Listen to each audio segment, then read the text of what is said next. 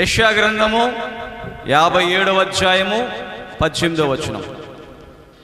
యెషయా గ్రంథము 57:18 చదవండమ్మా.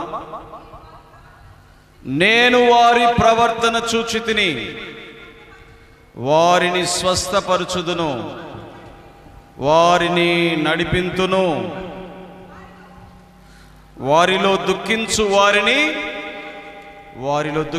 వారిని ఓదార్చుదును. దేవునికి స్తోత్రం చెప్పండి. హల్లెలూయా, హల్లెలూయా. యేసుక్రీస్తు ప్రభు దేవుని వాక్యములో నుంచి మనము చూసినప్పుడు ఆయన చూసే దేవుడై ఉన్నాడు. ఆమేన్, హల్లెలూయా. 3 విషయాలు చెప్పుకుందాం ఈ వచనంలో నుండి. మొదటిగా ఆయన చూసే దేవుడై ఉన్నాడు. ఏమంటున్నాడు? నేను వారి ప్రవర్తనను చూచితిని. దేవుడు మన ప్రవర్తనలను చూస్తున్నాడు. హల్లెలూయా. దేవుడు మన యొక్క మార్గములను చూస్తున్నాడు. దేవుడు మన యొక్క క్రియలను చూస్తున్నాడు. సమస్తమును ఎరిగిన దేవుడు. ఈరోజు మనము నడుచుకుంటూ వెళుతున్నామంటే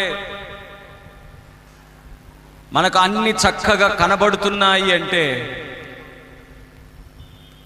వెలుగును ఆయన ఏర్పాటు చేశాడు. చప్పట్లు కొట్టి గట్టిగా దేవుని మహిమపడదాం. గట్టి కొట్టాలి.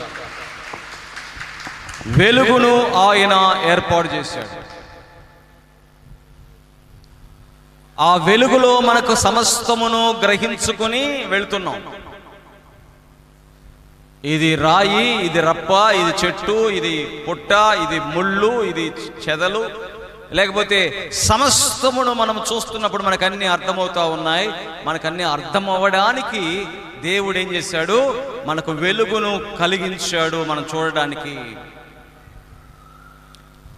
అయితే మానవుడు అనుకుంటున్నాడు, మనిషి అనుకుంటున్నాడు, నా లోపల ఉన్నటువంటి ఆలోచనలు ఎవరు కనిపెట్టర్లే, బయట ఉన్నటువంటివి మనం గ్రహిస్తున్నాము. ఇది బస్సు, ఇది చెట్టు, ఇది ఇతని మనిషి, ఇది జంతువు, ఇది పక్షి, బయట ఉన్న వాటిని గ్రహిస్తున్న మనం మన లోపల ఉన్న విషయాలను ఎవరు గ్రహించలేరు అని చాలామంది పాపములో పడిపోతూ ఉంటారు. లోపల అంతరంగములో ఉన్న ఆలోచనలను ఎవరు చూడట్లేదులే అని దేవుడికి దూరమయ్యే ఆలోచనలు చేస్తూ ఉంటారు. దేవుని బిడ్డలారా, ఎంతగానో విసిగించారంటే ఇశ్రాయేలీల ప్రవర్తన దేవుడు చూస్తూ ఉన్నాడు. ఇశ్రాయేలీల ప్రవర్తన దేవుడు చూస్తూ ఉన్నాడు. వారు తిరుగుబాటు చేస్తూ ఉన్నారు. వారు వ్యతిరేకంగా ప్రవర్తిస్తూ ఉన్నారు. వారు మాట్లాడే మాటలతో దేవుడికి ఆయాసం వచ్చింది. అయినా కూడా దేవుడు తన యొక్క కనికరాన్ని, కరుణను, ప్రేమను వారి పట్ల చూపిస్తున్నాడు. గట్టిగా చప్పట్లు కొట్టండి. గట్టిగా దేవునికి స్తోత్రం. గట్టి కొట్టాలా. దేవుడి యొక్క కృప మనకి ఇక్కడ కనబడుతుంది. దేవుడి యొక్క కృప మనకి ఇక్కడ కనబడుతుంది. ఆ 10 పైన వచనాన్ని మనం చూద్దాం. 16వ వచనం చూద్దాం. నేను నిత్యము పోరాడువాడును కాను, ఎల్లప్పుడూ కోపించువాడును కాను. అలాగుండిన ఎడల నా మూలముగా జీవాత్మ క్షీణించిపోను. నేను పుట్టించిన నరులు చూసారా? దేవునికి స్తోత్రం చెప్పండి. హల్లెలూయా. మనుషుల యొక్క పాపాలను బట్టిగా నేను కోపపడితే, దేవుడు అంటున్నాడు, కోపపడితే జనములు క్షీణించిపోతారు, ఇక ఎవరు ఉండరు, అంతమైపోతారు. కానీ నేను వారిని చూస్తున్న దేవుడిని, వారి ప్రవర్తన చూస్తున్న దేవుని, అయినా కూడా నేను వారిని ఏం చేస్తున్నాను? నా 2 చేతులు చాపి వారిని ప్రేమతో పిలుస్తా ఉన్నాను. గట్టిగా చప్పడగొడి గట్టిగా దేవుని మహిమ. ప్రేమతో పిలుస్తున్నాడు. ఆయన మనల్ని చూస్తున్నాడు, మనల్ని ప్రేమతో పిలుస్తున్నాడు.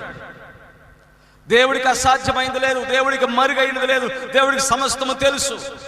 మన ఇంటి లోపల మనం మాట్లాడుకునేది కూడా దేవుడు వింటున్నాడు. హల్లెలూయా. మన అంతరంగములో, మన ఆలోచనల్లో మన కలుగుతున్న ప్రతి ఆలోచన దేవుడు పరిశీలిస్తున్నాడు. అందుకనే దేవుడికి అసాధ్యమైనది ఏది లేదు. గట్టిగా చప్పట కొట్టండి, గట్టిగా దేవుడికి స్తోత్రం, గట్టిగా కొట్టాలి. అందుకనే ఈ రోజు నుంచి మనం మారు మనసు పొందాలి. ఏంటా మారు మనసు? పగబెట్టుకోకూడదు. దేవునికి స్తోత్రం చెప్పండి. హల్లెలూయా. ఎవరి మీద కూడా కోపం తెచ్చుకోకూడదు, ఎవరి మీద కూడా. అందుకని ఆ సహోదరుని నేను ఇప్పుడు కోపడంగానే వెంటనే ఏమన్నాను? అమ్మ నన్ను క్షమించు అన్న. దేవునికి స్తోత్రం చెప్పండి. హల్లెలూయా. ఒకవేళ ఏదైనా కోపం వచ్చిందా వెంటనే ఏమైపోవాలి? దుష్టుడు ప్రబలకుండా, దుష్టుడు రేగకుండా ఏం చేయాలి? క్షమించమని అడగాలి. దేవునికి స్తోత్రం. ఎందుకు ఈ మాట చెప్తున్నాను తెలుసా? దేవుడే కానీ మనల్ని ప్రేమించకపోతే ఏమైపోతాం మనం?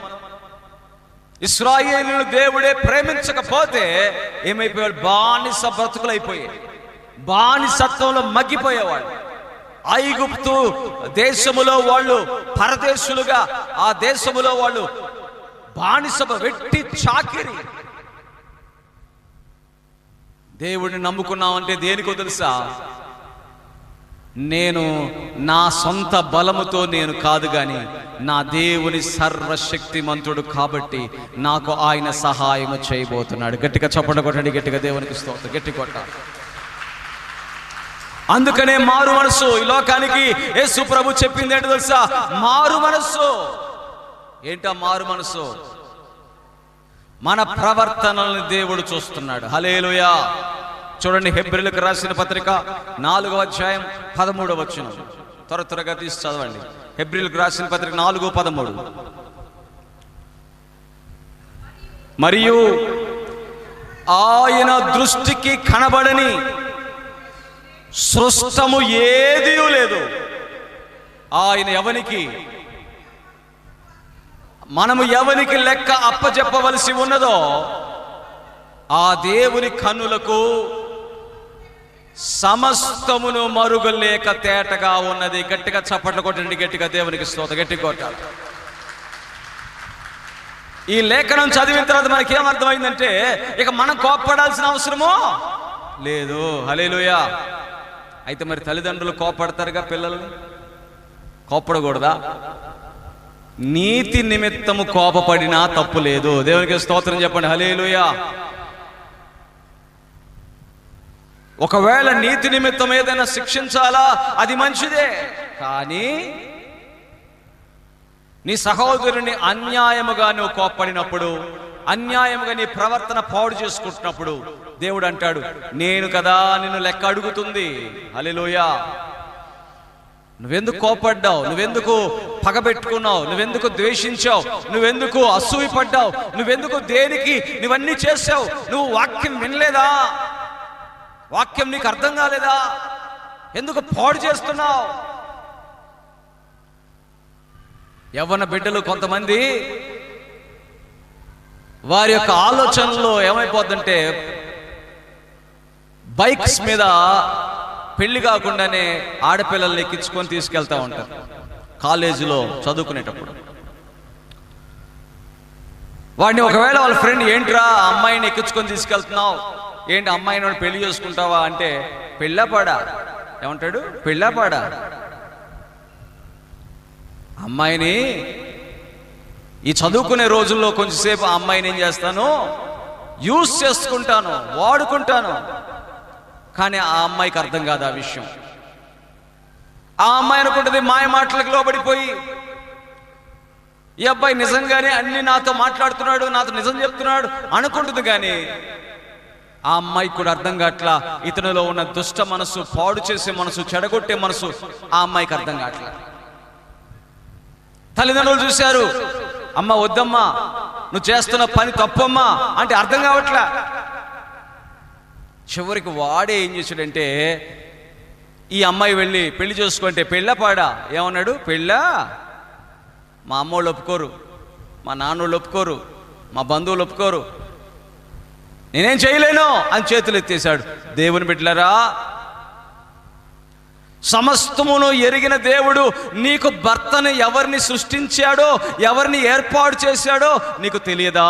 దేవునికి స్తోత్రం చెప్పండి, హల్లెలూయా. నీ భార్యగా ఎవరిని ఏర్పాటు చేశాడో నీకు అర్థము కావట్లేదా? దేవుణ్ణి నమ్ముకున్నావు కదా, ఎందుకు తొందరపాటుతనం, ఎందుకు ప్రవర్తనను పాడు చేసుకోవడం, ఎందుకు చేతగాని వాళ్ళలాగా మారిపోవడం? మోసపోయిన తర్వాత జీవితం అంతా పాడు చేసుకోవడం. దేవుడు చూస్తూ ఉన్నాడు, ప్రవర్తనను చూస్తున్నాడు. ఎవరి ప్రవర్తన చూశాడు తెలుసా? ఇశ్రాయేలుల ప్రవర్తన చూశాడు. ఏం చేశారు వాళ్ళు? ఒక దూడను చేసుకొని వావి వరసలు లేకుండా ఇష్టానుసారంగా వారు గంతులు వేస్తున్నారంట. గంతులు.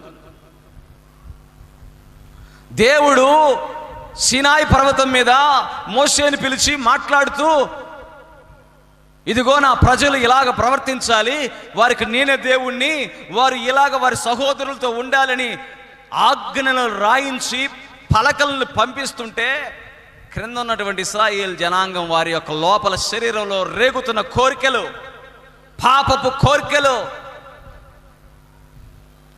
రేగినప్పుడు వారు చేస్తున్నటువంటి ఆ యొక్క అపవిత్రమైన కార్యాల్ని చూస్తానే ఉన్నాడు దేవుడు. దేవునికి స్తోత్రం చెప్పండి, హల్లెలూయా. అందుకని ఇందాక మనం ఆ పాటలో పాడినప్పుడు ఆ పాటలో ఆ మాట రాయబడింది ఏంటో తెలుసా? పాప మమతల చేత, పాప మమతల చేత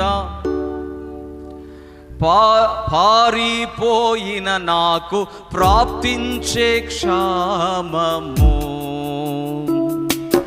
పశ్చాత్తాపము నుండి తండ్రి క్షమ కోరుచు పంపుము క్షేమము.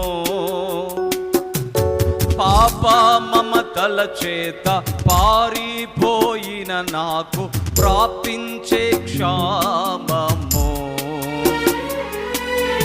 పశ్చాత్తాపము నుండి తండ్రి క్షమ కోరుచు పంపుము క్షేమము. ప్రభు నీదు సిలువ ముఖము చెల్లని నాకు పుట్టించే ధైర్యము, ప్రభు నీదు సిలువ ముఖము చెల్లని నాకు పుట్టించే ధైర్యము. మార్గము చూపుము ఇంటికి నా తండ్రి ఇంటికి, మాధుర్య ప్రేమ ప్రపంచము చూపించు కంటికి. ఏమొచ్చిందంట? పాపము చేత పరిగెట్టాడు. ఏమొచ్చిందంట? క్షామం వచ్చింది అని రాయబడింది. ఏ ప్రవర్తనతో పరిగెట్టావు? పాపము చేయాలి. ఫ్రెండ్స్ చెప్తున్నారు ఆ సినిమాలు భలేగా ఉన్నాయంట, ఫ్రెండ్స్ చెప్తున్నారు త్రాగితే భలేగా ఉంటుందంట, ఫ్రెండ్స్ చెప్తున్నారు వ్యభిచారములో భలే ఉంటుందంట, ఫ్రెండ్స్ చెప్తున్నారు భయంకరమైనటువంటి జూదగాళ్ళు, భయంకరమైన లోకములో ఉన్న ఆశలు, అన్నీ భలే ఉంటాయని చెప్పి ఆ తప్పిపోయిన కుమారుడు, ఆ చిన్న కుమారుడంట ప్రవర్తన పాడు చేసుకొని, తండ్రి ఇంటిని పాడు చేసుకొని, మంచి దేవుని మాటలను విడిచిపెట్టి ఎక్కడికి వెళ్ళిపోయాడు? దూరదేశానికి వెళ్ళిపోయాడు. దూరదేశం. అర్థము కాని జీవితాల్లోకి మనం ఉన్నామా? మన జీవితాలు చివరికి ప్రశ్నార్థకమే, అంతా కూడా ప్రశ్నార్థకమైపోయింది. అందుకని అంటారు, మాట జారితే తిరిగి రాదు. దేవునికి స్తోత్రం చెప్పండి, హల్లెలూయా. నోట్లో నుంచి మాట బయటికి వెళ్ళిందా అది తిరిగి రాదు. నాకు పంచి ఇచ్చేసాయి నాన్న, నా డబ్బులు నాకు ఇచ్చేసాయి, నా ఆస్తి నాకు ఇచ్చేసాయి అని అన్నాడుగా, వెళ్ళిపోయాడుగా. ఏమొచ్చింది అతనికి? దేవుని మాట వినని వారికి క్షామమే వస్తుంది, కరువే వస్తుంది, వారి జీవితములలో నెమ్మది ఉండదు. అందుకని ఈరోజు ఎంతమంది దేవుడి మందిరానికి వస్తున్నారు, దేవుడి సన్నిధికి వస్తున్నారు, ఇక్కడ ఏంటో తెలుసా? దేవుని ప్రసన్నతతో వారు నింపబడుదురుగాక. గట్టిగా చెప్పండి, గట్టిగా దేవుని మహిమపరుద్దాం. దేవుడు మన ప్రవర్తనలు చూస్తున్నాడు, దేవుడు మన యొక్క ఆలోచనలు చూస్తున్నాడు. దేవుడు మన యొక్క ప్రతి మాటను వింటున్నాడు. ఆయనకి లెక్క అప్పజెప్పవలసిన వారమే మనము. దేవునికి స్తోత్రం చెప్పండి, హల్లెలూయా. ఆయనకు మనం లెక్క అప్పజెప్పాలా. ఏం మాట మాట్లాడేవో లెక్క అప్పజెప్పాలా, ఏ క్రియ చేసేవో లెక్క అప్పజెప్పాలా. పిల్లవాడికి 4 రూపాయలు డబ్బులు ఇస్తే ఏమంటావు? ఏం కొనుక్కున్నావురా అంటావు. వాడు అంటాడు, ఇది కొనుక్కున్నాను, అది కొనుక్కున్నాను. ఎందుకని? లెక్క అడిగావు. నీ పిల్లవాడిని లెక్క అడిగావు. ఈ భూమి మీద నీకు 20,000 రోజులు ఉన్నాయా? మన బ్రతుకు దినములు 70 సంవత్సరాలు అయితే ఒకవేళ కానీ వేసుకుంటే 25,000 రోజులు మనం ఈ భూమి మీద బతకాలి. దేవునికి స్తోత్రం చెప్పండి, హల్లెలూయా. ఈ 25,000 రోజుల్ని నువ్వు ఎలా ఖర్చు పెట్టావు? నువ్వు ఎవరి కోసం బతికావు? నువ్వు పాపంలో ఏడవబడ్డానికి బతికావా? నిన్ను నీవు ఆనందపరుచుకోవడానికి బతికావా? మనుషులను సంతోషపెట్టడానికి బతికావా? యేసయ్యను గణపరచడానికి బతికావా? గట్టిగా చప్పట్లు కొట్టండి, గట్టిగా దేవునికి స్తోత్రం. కొంతమంది వారి జీవితంలో ఎదుటి మనుషుల్ని సంతోష పెట్టాలని బ్రతుకుతుంటారు. హల్లెలూయా. అది ఎన్నటికీ జరగదు. ఎదుటి మనుషులు సంతోష పెట్టాలి. వాళ్ళ ముందు జోకులు వేస్తుంటారు, ఎకతాళిగా మాట్లాడుతుంటారు, అపహాస్యం చేస్తుంటారు. చివరికి వాళ్ళే అపహాస్యకులుగా మారిపోతారు. దేవునికి స్తోత్రం. ఎవరి కోసం బ్రతికినా ఆ బ్రతుకంతా వ్యర్థమే. ప్రసంగి అంటాడు, ఈ భూమి మీద ఆకాశం క్రింద నరుని యొక్క ప్రయాస అంతా వ్యర్థమే. దేవునికి స్తోత్రం చెప్పండి, హల్లెలూయా. ఇశ్రాయేలులు చేసే ఆ హేయ క్రియలను చూసినా కూడా దేవుడు వారిని విడిచిపెట్టాడా? ఎంత ప్రేమ గల దేవుడు మన దేవుడు, హల్లెలూయా. ఎందుకు విడిచిపెట్టాడో తెలుసా? మనకున్నటువంటి ఈ 25,000 రోజులైతే అవ్వచ్చు, ఒక లేకపోతే అటు ఇటుగా అన్ని రోజులు కూడా ఆయన ప్రేమతో 2 చేతులు చాపుతూ ఉంటాడు. దేవునికి స్తోత్రం చెప్పండి, హల్లెలూయా. ఒకవేళ నువ్వు అడుగుతావు, ఎందుకు ప్రభా నేను ఫలానా 14,156 రోజున నేను బాగా బాధపడుతుంటే నన్ను ఎందుకు నువ్వయ్యా ప్రేమించలేదని నువ్వు అడుగుతావేమో. అందుకని యేసయ్య అంటాడు, నేను నిన్ను ప్రేమిస్తున్నాను. గట్టిగా చప్పట్లు కొట్టండి, గట్టిగా దేవునికి స్తోత్రం. నువ్వు ఏ రోజు కూడా ఆయన ప్రేమకు దూరముగా ఉండకుండా నిమిత్తమో ఆయన తన ఆత్మను ఈ భూమి మీదకి పంపించాడు. దేవునికి స్తోత్రం చెప్పండి, హల్లెలూయా, హల్లెలూయా. అందుకనే మన ప్రవర్తన విషయంలో మనం ఎలాగుండాలా? ఆయన చూస్తున్నాడు. దేవునికి స్తోత్రం చెప్పండి, హల్లెలూయా. ఆయన చూస్తున్నాడు. ఒక్కొక్కసారి మనుషులు ఎంత ఆలోచనలు చేస్తుంటారంటే, ఎవరో తప్పుడు అక్రమ సంబంధాలు పెట్టుకున్నటువంటి వాళ్ళు, ఫలానా వ్యక్తితో అక్రమ సంబంధం ఉంది, ఇప్పుడు నా బ్రతుకు ఏంటి అని అంటే యేసయ్య ఏమంటాడు తెలుసా? అది అక్రమ సంబంధం అని నువ్వే అంటున్నావుగా, దాంట్లో నుంచి నువ్వు బయటికి రా. దేవునికి స్తోత్రం చెప్పండి, హల్లెలూయా. ఎలా అండి? ఆ అక్రమ సంబంధం పెట్టుకుని ఆయన నన్ను పోషిస్తున్నాడు, నాకు ఆహారం పెడుతున్నాడు, నాకు వస్త్రం ఇస్తున్నాడు, నాకు డబ్బులు ఇస్తున్నాడు. ఆ అక్రమ సంబంధములో దుర్వ్యాపారం ఉన్నది. ఏమున్నది? పాడు చేస్తున్నది ఉన్నది, చెడు ఉన్నది. ఆ మార్గము నీకు మంచిది కాదు. అది విడిచిపెట్టి బయటికి రా. దేవునికి స్తోత్రం చెప్పండి, హల్లెలూయా. ఇశ్రాయేలు ప్రజలతో కూడా అదే అంటున్నాడు. నీవు అన్య దేవతల వైపు తిరుగుతున్నావు, వాటిని విడిచిపెట్టు, వాటిని వదిలిపెట్టు, నువ్వు ఇటువైపు రా. దేవునికి స్తోత్రం చెప్పండి, హల్లెలూయా. దేవుడు ఎవరంటే ఆయన న్యాయవంతుడైన దేవుడు, హల్లెలూయా. న్యాయవంతుడు. ఎంత కోపం పుట్టించానా దేవుడు అంటున్నాడు, నేను త్వరగా కోపించువాడను కాను. దేవునికి స్తోత్రం చెప్పండి, హల్లెలూయా.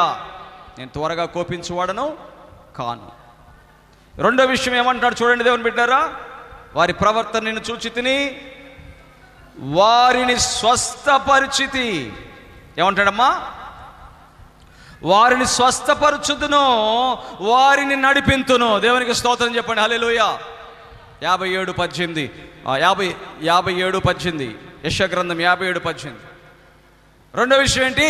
వారిని స్వస్థపరిచి వారిని నడిపింతును. స్వస్థపరిచి వారిని విడిచివేస్తును అంటలా, స్వస్థపరిచి వారిని వదిలివేస్తాను అంటలా, స్వస్థపరిచి వారిని పట్టించుకోను అంటలా, స్వస్థపరిచి వారిని నడిపిస్తాను. దేవునికి స్తోత్రం చెప్పండి, హల్లెలూయా. ఈరోజు నువ్వు ఏ విషయంలో స్వస్థత కావాలి? ఈరోజు నీ యొక్క మానసికంగా కొంతమందికి స్వస్థత కావాలి, కొంతమంది ఆత్మలో పాప భారం ఉంటుంది, దాన్ని బట్టి స్వస్థత కావాలి, కొంతమంది శరీరంలో అనారోగ్యాలను బట్టి స్వస్థత కావాలి. యేసు ప్రభు ఎవరంటే, నేను మిమ్మల్ని స్వస్థపరచడానికి వచ్చాను అంటున్నాడు. దేవునికి స్తోత్రం చెప్పండి, హల్లెలూయా. యెషయా గ్రంథం 53వ అధ్యాయం 5వ వచనంలో చూడండి. యెషయా గ్రంథం 53:5.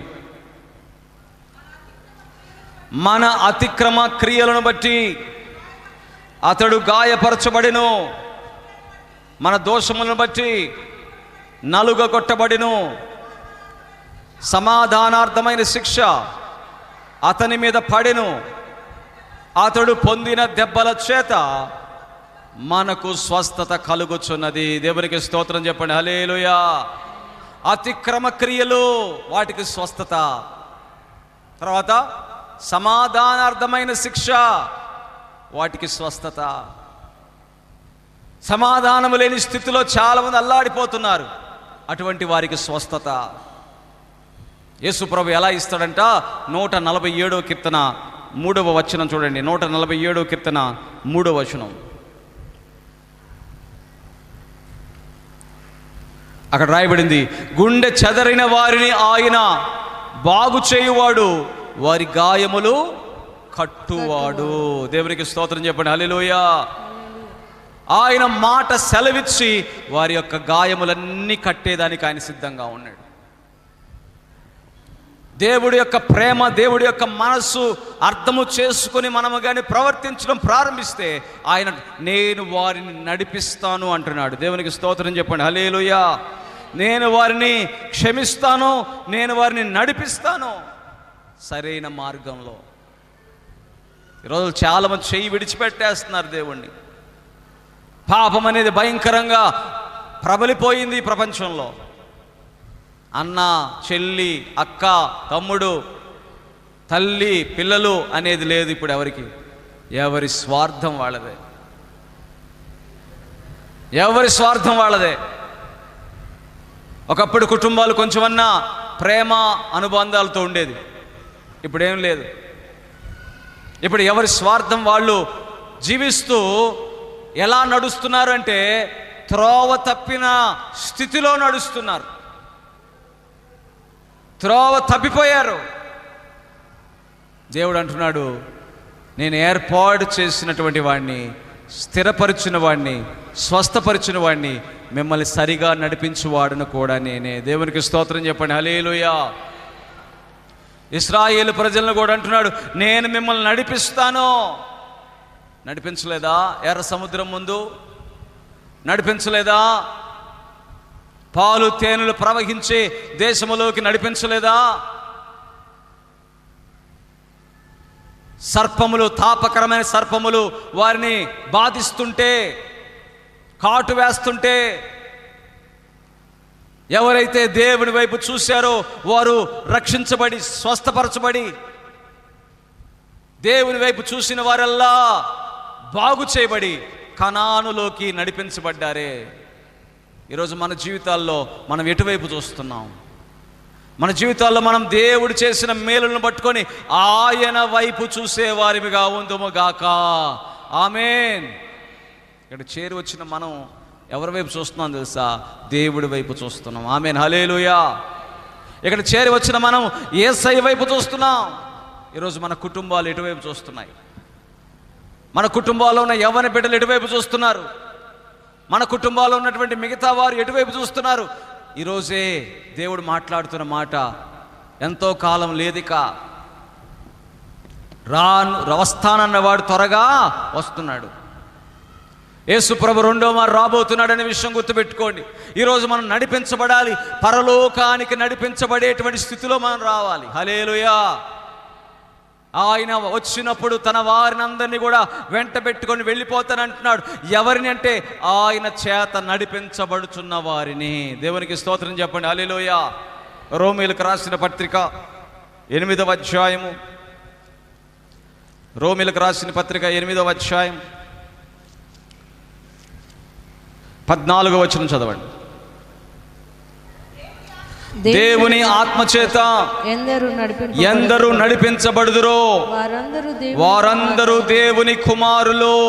ఎవరిని యేసు ప్రభు తనతో నడిపించుకుంటూ వెళ్తున్నాడు, ఎవరిని ఆయనతో కూడా వెంట పెట్టుకుని వెళ్తాడంటే ఆయన ఆత్మ ద్వారా నడిపించబడేవారు. దేవునికి స్తోత్రం చెప్పండి, హల్లెలూయా.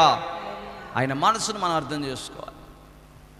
ఇంకెంతకాలం లోకంలో పాపంలో మునిగిపోయి, లోకములో లోకాశల్లో మునిగిపోయి, పాప సంబంధమైన కోరికలతో ఏడవబడి, ఒకవేళ ఇశ్రాయేలు ప్రజల్లాగా అలాగనే అటువంటి స్థితిలో కూడా ఎవరైనా ఉంటే బైబిల్ గ్రంథం అంటుంది వారు కానానుకు చేరకుండా మధ్యలోనే రాలిపోయారు. ఎవరంట?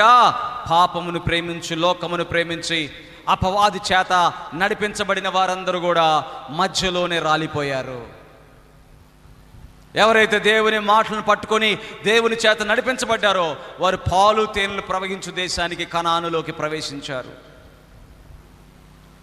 ఈరోజు మన నడిపింపు ఎటువైపు ఉంది? ఈరోజు మన నడత దేవుని చేయి పట్టుకుందా, దేవుని మాటను పట్టుకుందా అనే విషయం మనము పరిశీలన చేసుకోవాల్సిన వారిగా ఉన్నాం. దేవునికి స్తోత్రం కలుగును గాక, హల్లెలూయా. 3వ విషయం చూస్తే చూడండి, 3వ విషయము వారిలో దుఃఖించు వారిని. ఆమేన్, హల్లెలూయా. ఎందుకు దుఃఖం వస్తుంది నీకు? ఎవరో నిన్ను ఏదో అన్నారనా, భర్త అన్నాడనా, భార్య అనిందనా, లేకపోతే ఇంటి ఇరుగు పొరుగు వారు అన్నారనా, లేకపోతే కొదువయిందనా, కరువు వచ్చిందనా, లేకపోతే దుఃఖం దేని బట్టి వస్తుందో? నీతి నిమిత్తము హింసింపబడిన వారు ధన్యులు, పరలోక రాజ్యము వారిది. గట్టిగా చప్పట్లు కొట్టి గట్టిగా దేవుని నామమును మహిమపరచు. నువ్వు యేసు ప్రభువుని నమ్ముకున్నావని నిన్నెవరైనా కూడా దూషిస్తున్నా, ద్వేషిస్తున్నా, నిన్నెవరో నిందిస్తున్నారంటే నా నిమిత్తము నువ్వు నిందలు పడుతున్నావంటే నువ్వు ధన్యుడివి. సాకులు చెప్పగాకు దేవుడి దగ్గర. సాకులు అనేది దేవుడికి అవసరంలా. హల్లెలూయా. నువ్వు ఆయన నిమిత్తం హింసింపబడుతున్నావా, దుఃఖింపబడుతున్నావా, నువ్వు ధన్యుడివి అంతే. దేవునికి స్తోత్రం, పరలోకం నీదే. ఇప్పుడు దుఃఖించబడిన వారిని దేవుడు అంటున్నాడు నేను ఓదారుస్తాను. హల్లెలూయా. అయ్యా నీకోసం నేను ఈ భూమి మీద చాలా నిందలు పడ్డానయ్యా, అవమానం పడ్డానయ్యా, ఎన్ని పడ్డా ప్రభువా, ఏంటి నాకేంటి ఈ బాధలు పడాల్సిన బాధ, ఈ బాధ ఏంటి? నాకు ఇలా ఓర్చుకోవాల్సినటువంటి కర్మ ఏంటి? నాకు లేదా నోరు, నాకు లేదా చేతులు, నేను కొట్టలేనా, నేను తిరిగి తిట్టలేనా, నేను కూడా నిందలు వేయలేనంటే నో. నీవు భూమి మీద ఓర్చుకుంటే, నీవు భూమి మీద సహించుకుంటే, నువ్వు భూమి మీద నిందలు భరించుకుంటే పరలోకములో నిన్ను ఓదారుస్తాను. దేవునికి స్తోత్రం చెప్పండి, హల్లెలూయా. నిత్య జీవములో, శాశ్వత కాల జీవములో నిన్ను ఉన్నత స్థితిలో నిలబెడతాను. గట్టిగా చప్పట్లు కొట్టండి, గట్టిగా దేవుని ఇస్తాను, గట్టి కొట్టాలి. ఇక్కడ నిన్ను హీనపరిచిన వాళ్ళు, ఇక్కడ నిన్ను దూషించిన వాళ్ళు, ఇక్కడ నిన్ను గేలి చేసిన వాళ్ళు అక్కడ నిన్ను చూసి తలలు బాదుకుంటారు. దేవునికి స్తోత్రం చెప్పండి, హల్లెలూయా. లాజరుకున్నటువంటి ధైర్యం ఏంటి? ధనవంతుడు ఇక్కడ భూమి మీద ఎంతగానో కనికరం లేకుండా, దేవుడి ప్రేమ లేకుండా బతికాడు కదా. లాజరుకి ఏమీ లేదు, ఇద్దరిని సృష్టించిన వాడు దేవుడే. లాజరు కురుపులు, లాజరుకి అన్నం లేదు, ఆహారం లేదు. ఎంతోమంది వచ్చి ఆ ఇంట్లో తినిపోతున్నారు, కానీ లాజరుకి ఏమీ లేదు, ఆహారం లేదు, వైద్యం లేదు. కుక్కలతో పాటు కుక్కలకు వేసినటువంటి ఆహారాన్ని పంచి పెట్టుకుంటున్నాడు, పంచి తీసుకుంటున్నాడు. ఓర్చుకున్నాడు, ఓర్చుకున్నాడు, ఓర్చుకున్నాడు. ఏంటి ఓర్చుకోవడం వల్ల ఏంటి ప్రయోజనం? ఓర్చుకోవడం వల్ల ఏంటి ప్రయోజనం చెప్పాడు యేసుప్రభు. ఏంటో తెలుసా? ధనవంతుడు తల కొట్టుకుంటున్నాడంట. ఎక్కడా చెప్పండి, ఎక్కడ? పాతాళంలో. ఎవరిని చూసి? నా ఇంటి ముందు పడి ఉన్నటువంటి లాజరు ఇప్పుడు ఎక్కడున్నాడు? అబ్రహాము రొమ్మున ఆనుకొని ఉన్నాడు. గట్టిగా చప్పట్లు కొట్టి గట్టిగా దేవుడు గట్టిగా కొట్టాలి, హల్లెలూయా. చీనా బ్రతుకు, ఏం బ్రతుకు నేను బతికింది? భూమి మీద నాకు ఇచ్చినటువంటి బ్రతుకు, నాకు ఇచ్చిన డబ్బును బట్టి, నాకు ఇచ్చిన ధనాన్ని బట్టి నేను అతిశయపడ్డాను. నాకు ఇచ్చిన ధనాన్ని బట్టి, నాకు ఇచ్చిన పేరుని బట్టి నేను కళ్ళు కానలేక, కళ్ళు మీదకెళ్ళిపోయి మనుషులను చూడలేక పాపములో బంధించబడి కనికరించలేని స్థితిలో ఉన్నాను. ఈరోజు నేను ఇక్కడ ఎక్కడున్నానో? పాతాళంలో ఉన్నాను. లాజరు ఓర్చుకున్నాడు, లాజరు భరించుకున్నాడు. లాజరు దేవుణ్ణి దూషించలా. నాకెందుకు ఈ స్థితి ఇచ్చావు ప్రభువా, అతడికేమో ఆ స్థితి ఇచ్చావు. ఇద్దరం ప్రార్థన చేసుకునే వాళ్ళమే కదా. అతడు అబ్రహాం కుమారుడే, నేను అబ్రహాం కుమారుడినే. నా పరిస్థితి ఏందయ్యా, నా ఇంట్లో తినడానికి లేదు, నా శరీరంలో రోగము, నా పరిస్థితి ఇలా ఉంది అని ఎప్పుడు కూడా దేవుణ్ణి అడగలేదంట. గట్టిగా చప్పట్లు కొట్టండి, గట్టిగా దేవునికి ఇస్తావు. ఏ స్థితిలో ఉంటే ఆ స్థితిలో సంతోషపడ్డాడంట. హల్లెలూయా. నీకు ఇచ్చిన స్థితిని బట్టి నువ్వు సంతోషపడితే నువ్వు దేవుని బిడ్డవే. గట్టిగా చప్పడగొట్టి గట్టిగా దేవుని మహింపరుద్దు. ఆయనకిచ్చిన స్థితిలో ఆయన ఎప్పుడైతే తృప్తి పడ్డాడో దేవుడు అన్యాయస్తుడు కాదు. హల్లెలూయా. ధనవంతుడు చూసి లాజరు అని అడుగుతున్నాడు. ఏమయ్యా, ఎక్కడ అడిగావు నువ్వు? నువ్వు శ్రమలో ఉన్నప్పుడు లాజరు కావాలా నీకు? హల్లెలూయా. నీ ఇంటి ముందు లాజరు కనపడలా, నీకు డబ్బు ఉన్నప్పుడు లాజరు కనపడలా. హల్లెలూయా. దేవునికి స్తోత్రం చెప్పండి. హల్లెలూయా. అందుకని నువ్వు పార్టీలు చేయాలని అనుకోగాకు. కడుపు నిండక ఆకలితో ఉన్న వారికి అంత అన్నం పెట్టాలని ఆలోచన పెట్టుకో ఎప్పుడైనా. గట్టిగా చప్పట్లు కొట్టి గట్టిగా దేవుని మహింపరుద్దాం. హల్లెలూయా. కొంతమంది పార్టీలు 1000 రూపాయలు తగలబెట్టేస్తారు పార్టీలకి. కానీ ఈ కంటి ముందు కనబడేటువంటి లాజరు లాంటి వ్యక్తి కనీసం అంత అన్నం పెట్టించాలంటే రూపాయి వేస్తారు. రూపాయి ఏందో దేవుడు చూడలేదా? ఇంటికి ఫంక్షన్ చేసుకుంటే మాత్రం కోడిని కోస్తారు, మేకను కోస్తారు, కోసి పెద్ద విందు చేసి పెట్టిన పార్టీలన్నీ బూడిదలో పోసినట్టే. దేవుని స్తోత్రం చెప్పండి. హల్లెలూయా. ఆయన కూడా పోసాడు బూడిదలో. ఎవరైనా చెప్పండి. ధనవంతుడు కూడా ఊదా రంగు వస్త్రం వేసుకొని ఇంటిలో విందులు విందులు విందులు. విందు అంటే ఇంగ్లీష్లో ఏంటి? పార్టీ అంటే ఏంది? విందు. విందులే విందులు, విందులే విందులు. ఎన్ని చేశాడో విందులు. కానీ ఒక్కటి కూడా అతనికి అక్కరికి రాలేదు, అతన్ని కాపాడలేదు, అతన్ని దేవుడికి దగ్గర చేయలేదు. కానీ అందుకని దేవుని బిడ్డ, ఈ భూమి మీద నువ్వు దుఃఖపడుతున్నావంటే నువ్వు బాధపడాల్సిన పనిలే. నాకు కష్టం ఉందంటే బాధపడాల్సిన పనిలే. నా జీవితంలో ఏదో శ్రమ ఉందంటే బాధపడాల్సిన పనిలే. నా జీవితంలో ఉన్న ప్రతి శ్రమకి, కష్టానికి దేవుడు నాకు ఒక రోజు ఓదార్పునివ్వబోతున్నాడు. గట్టిగా చప్పట కొట్టండి, గట్టిగా దేవునికి స్తోత్రం. గట్టి కొట్టాలా? హల్లెలూయా. పోల్చుకోవద్దు ఎవరిని. లాజరు పోల్చుకోవాలా ధనవంతుడితో. ధనవంతుడు దూషించలా. ఎవరితో మనకు అవసరంలా. మన స్థితిని బట్టి దేవుణ్ణి ఎప్పుడు కూడా స్తుతించుదాం. హల్లెలూయా. ఎప్పుడు స్తుతిద్దాం దేవుణ్ణి. హల్లెలూయా. ఈ పరిస్థితుల్లో ఉంచావు ప్రభా, నీకు ఇష్టమైతే నన్ను ఉంచావు కదా, నీకు సాక్షిగా నన్ను ఉంచావు కదా, అయితే నేను సంతోషపడుతున్నా. నాకున్న ధైర్యం ఏంటో తెలుసా దేవుని బిడ్డలారా? ఏ కానుకలు వచ్చినా కూడా అవన్నీ కూడా దేవుడి పనికి ఖర్చు పెట్టేసిన తర్వాతే హాయిగా సంతోషంగా నిద్రపోతాను నేను. దేవునికి స్తోత్రం చెప్పండి. హల్లెలూయా. దేవుడి పని చేయడానికి మాత్రమే నేను రోజులు గడుపుతున్నా. దేవునికి స్తోత్రం చెప్పండి. హల్లెలూయా. ఈ పరిచర్లోకి వచ్చేవారిని ఆటంకపరిచే వాళ్ళు ఉన్నారు చాలామంది. వెళ్ళొద్దని అడ్డం పడే వాళ్ళు ఉన్నారు. వాళ్ళందరినీ బట్టి దేవుడి దగ్గర అడుగుతున్నా, క్షమించండి ప్రభువా అని. దేవునికి స్తోత్రం చెప్పండి. హల్లెలూయా. దేవుని రాజ్యములోకి అనేకులు రావాలి, అనేకులు వచ్చి ఏం చేయబడాలి? మార్పు చెందాలి, మనసు మారాలి. ఇక నాకు ఈ భూమి మీద ఏమీ లేదు, ఎంత సంపాదించినా అన్నీ వదిలిపెట్టి వెళ్ళిపోతాను. ఏమీ లేకపోయినా ఏమీ బాధపడాల్సిన అవసరంలా. నా యేసయ్య కోసం నేను ఓర్చుకుంటే నా యేసయ్య నన్ను శాశ్వత కాల జీవితంలో ఆయన దీవించబోతున్నాడు. గట్టిగా చప్పట్లు కొట్టండి, గట్టిగా దేవునికి స్తోత్రం కలుగునుగా. 3 విషయాలు మాట్లాడుకున్నాం. ఒకటి, ఆయన చూస్తూ ఉన్నాడు. దేవునికి స్తోత్రం చెప్పండి. హల్లెలూయా. ప్రతి ఒక్కరిని చూస్తున్నాడు ఆయన. నీ కష్టములో కూడా చూస్తున్నాడు. నిన్ను స్వస్థపరిచి నడిపిస్తాను అంటున్నాడు. హల్లెలూయా. స్వస్థపరిచి నేనేం చేస్తాను? నేను వారి చెయ్యి పట్టుకొని నడిపిస్తాను. 3వది ఏంటి? నువ్వు ఈ భూమి మీద ఒకవేళ దుఃఖం వచ్చిందా, ఆ దుఃఖములో ఓదార్పు నీకు దేవుడు ఇక్కడ ఇవ్వబోతున్నాడు, పరలోకంలో కూడా ఇవ్వబోతున్నాడు. దేవునికి స్తోత్రం చెప్పండి. హల్లెలూయా. దేవుని యందు అటువంటి నిరీక్షణతో మనము నింపబడి విశ్వాసాన్ని పోగొట్టుకోకుండా నిలబడుదుముగాక. ఆమేన్, ఆమేన్, హల్లెలూయా.